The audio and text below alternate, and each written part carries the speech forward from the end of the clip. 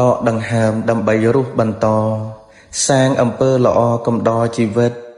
កើតមកភ្លឺហើយកុំឲ្យងងឹតបនបាបមានពិតស្ថិតលើអ្នកសាងបើស្រឡាញ់ខ្លួនក៏បីធ្វើល្អគោរពព្រះធម៌ដែលខិតខំប្រឹង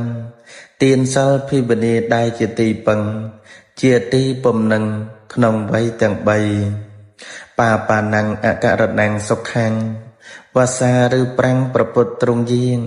ត្រាច់ត្រាស់ប្រាប់ថាបាបត្រូវជីវៀងនោះទៅមិនខ្វៀងពីសេចក្តីសុខសុខោបញ្ញសឧច្ចយោកូនគុំធ្វើចោលហើយកុំសំកប់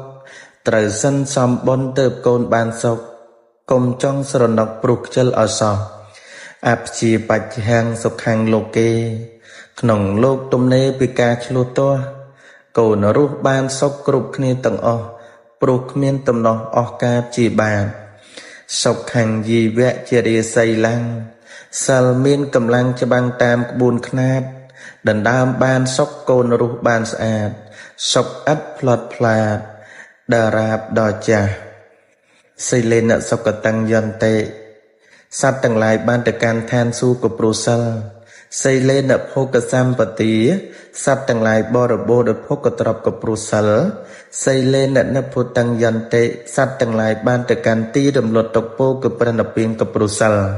តស្មាសិលੰវិសោធយេព្រោះហេតុនោះបុគ្គលជាសពបរោះក៏បីចម្រះនៅសិលឲ្យស្អាត